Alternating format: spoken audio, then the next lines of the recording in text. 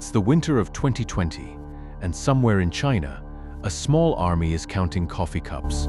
92 people working full-time, another 1,400 part-time. They sit in parked cars outside coffee shops. They stand in line and keep their receipts. They record in total more than 11,000 hours of video across 620 stores. They are not employees, they are not police. They are watching one company, a company that on paper is the fastest growing coffee chain the country has ever produced. The company is called Luckin Coffee. 9 months earlier, it went public in New York, raising $561 million and reaching a market value of roughly $4.2 billion that year, the biggest listing by a Chinese company on an American exchange. It is opening stores faster than Starbucks ever did in China. It tells investors that its customers are multiplying and that each store is selling more cups every single quarter. The people with the cameras are trying to prove that none of it is true.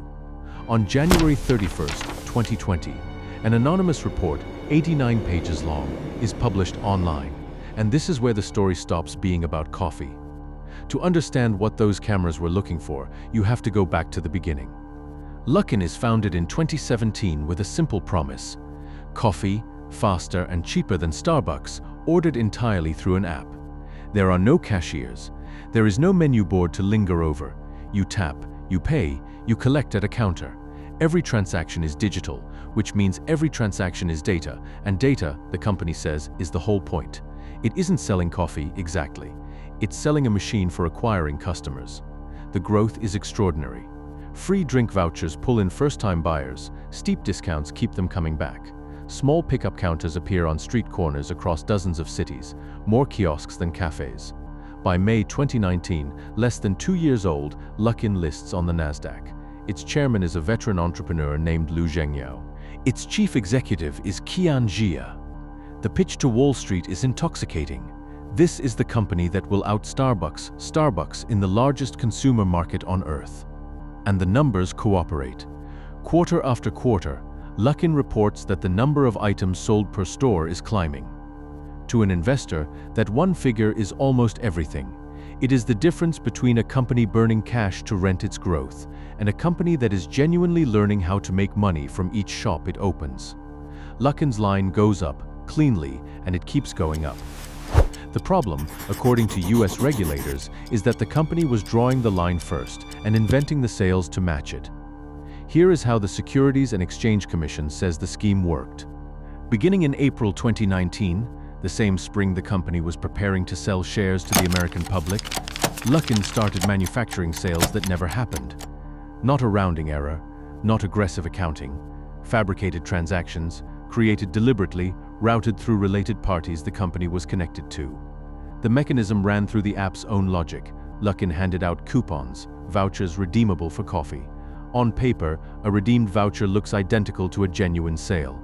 So the company generated redemptions in bulk, booking mountains of orders that no real customer ever placed. By the SEC's account, more than 2.1 billion yuan in retail sales, over $310 million, were simply invented across 2019. But a fake sale creates a second problem. If you claim the money came in, someone will eventually ask what it cost to make all that coffee and where the money went. So, according to the SEC, Luckin inflated the other side of the ledger too, padding its expenses by more than $190 million, so the fabricated revenue wouldn't look impossible. Investigators say it built a fake operations database and altered accounting and banking records to hold the story together. Every invented cup needed invented beans, invented packaging, invented delivery, an entire counterfeit business running quietly alongside the real one. For a while, it works. The stock climbs. The company raises even more money on top of the money it raised at the IPO. And to anyone reading the filings, Luckin looks like the rarest thing in a crowded market.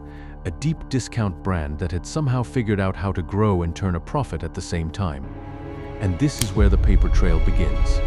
Because a lie told in data still leaves a shape. And someone went looking for it. The 89-page report published that January doesn't argue with Luckin's accounting in the abstract. It counts. Its authors sent people into 620 stores to physically tally how many cups actually crossed the counter. filming more than 11,000 hours to document it. Their conclusion: the number of items sold per store had been inflated by at least 69% in one quarter of 2019, and by more than 88% in the next. The real shops were far emptier than the reported ones. The short-selling firm Muddy Waters publishes the report, saying it finds the evidence credible. Luckin's answer on February 3rd is a flat denial.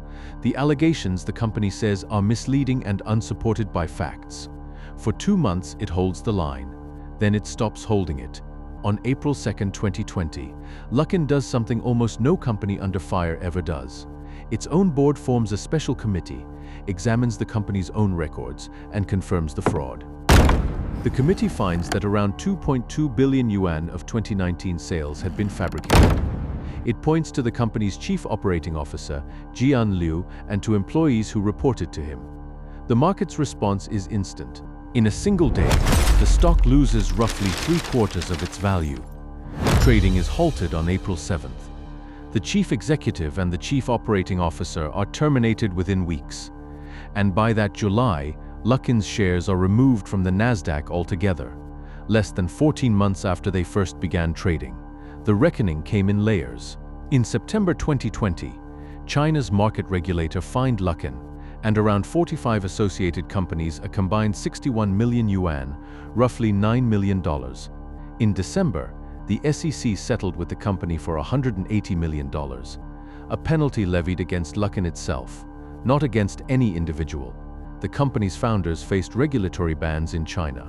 Its former chairman was later accused by court-appointed liquidators of steering funds toward a separate ride-hailing venture, allegations he disputed. In February 2021, Luckin filed for bankruptcy protection in the United States to shield a restructuring, and by 2022 it had emerged from it. That should have been the end.